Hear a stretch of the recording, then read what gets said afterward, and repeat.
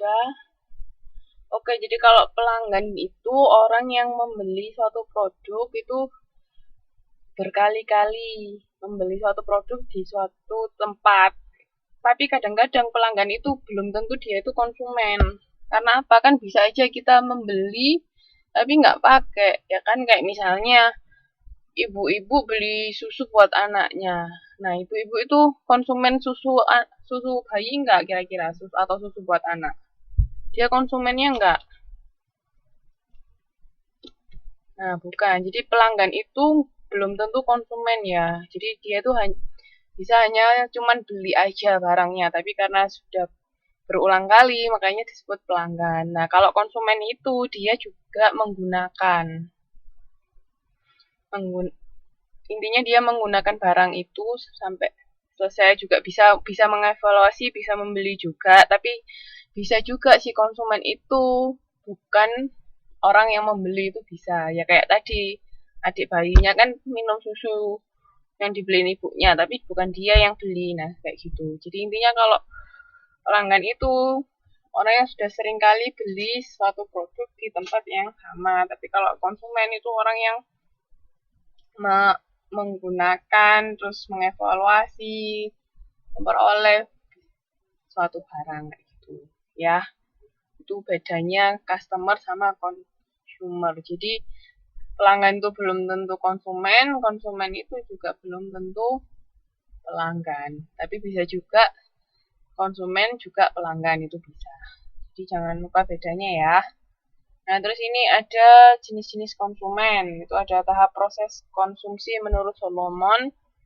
Dia memiliki kebutuhan, melakukan pembelian, sama membuang produk. Di sini maksudnya membuang produk itu bukan produknya dibuang, tapi maksudnya dipakai. Maksudnya menghabiskan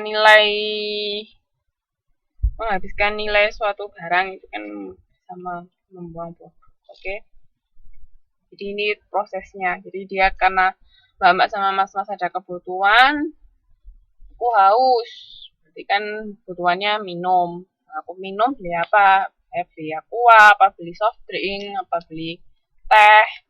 Nah, habis itu setelah dibeli diminum. Nah, ini ada beberapa peran konsumen. Dia bisa jadi inisiator, purchaser atau buyer, payer, user, influencer, decision maker, sama konsumen organisasi atau kelompok. Nah, jadi konsumen itu perannya macam-macam.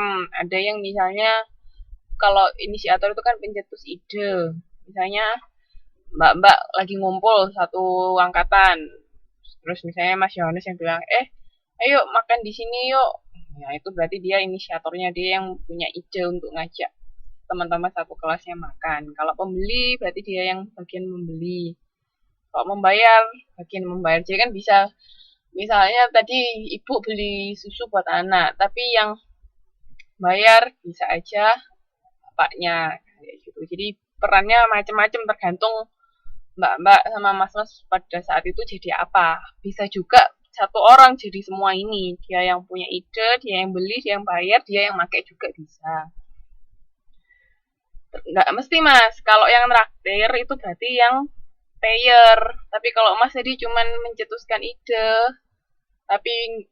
tapi mas nggak bayar, ya berarti cuman inisiator. Kecuali mas jadi inisiator sama payer, berarti mas yang traktir. Gitu.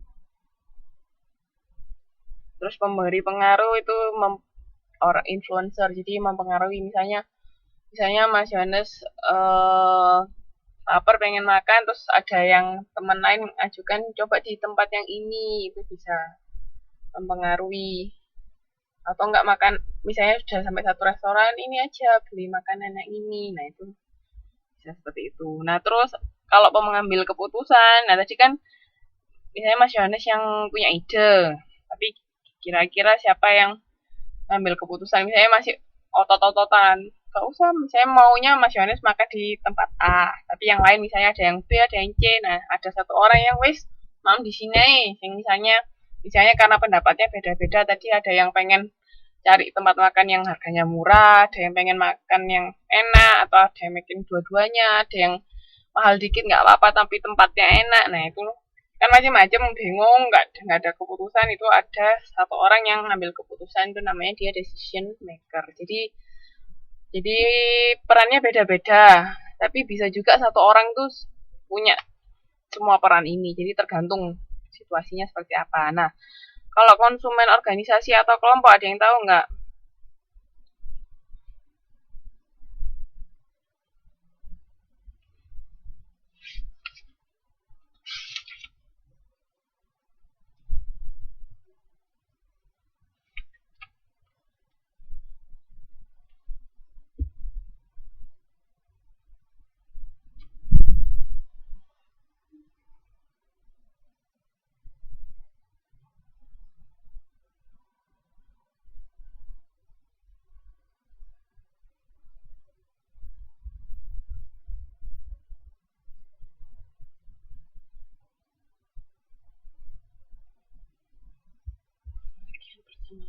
Yang lain?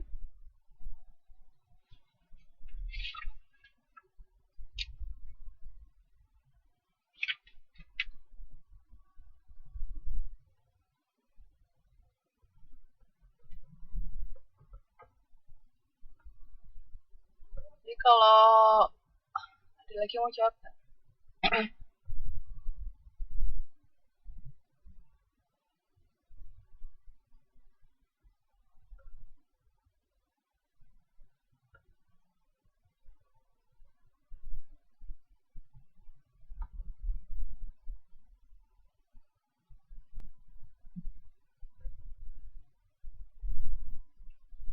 Jadi kalau organisasi, Mbak sama Mas pernah denger istilah B2B sama B2C nggak?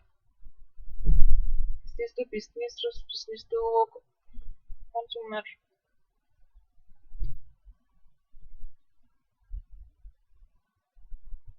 Nggak pernah. Yang lain ada yang pernah denger nggak? B2B, B2C, B2B, bisnis to bisnis, terus bisnis to consumer.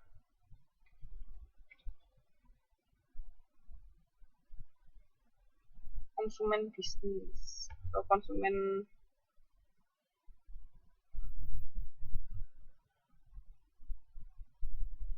jadi sebenarnya kalau konsumen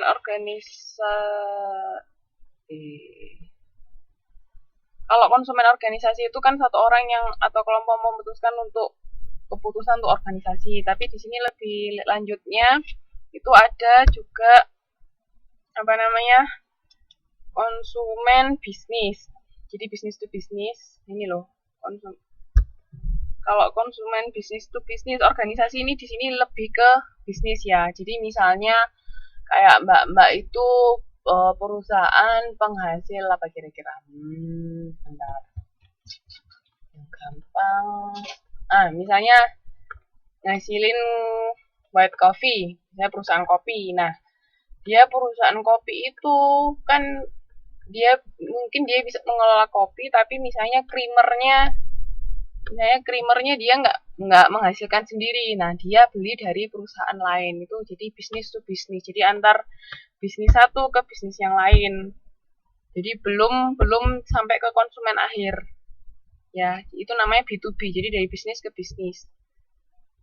Tapi kalau udah misalnya dari yang bikin perusahaan kopi tadi bikin white coffee tadi sudah selesai jadi dalam bentuk white coffee, dia baru dijual ke konsumen akhir, itu baru B2C. Jadi dari perusahaan, dari pebisnis ke konsumen akhir, itu bedanya. Jadi kalau bisnis to bisnis tadi transaksi antar penjualan antar pebisnis ya. Jadi dari perusahaan creamer misalnya ke perusahaan kopi tadi. Nah, tapi kalau B2C itu ya dari perusahaan kopi tadi ke konsumen akhir, itu bedanya. Itu kan biasanya lebih berkelompok kan kalau konsumen bisnis itu. Di sini ada yang ditanyakan.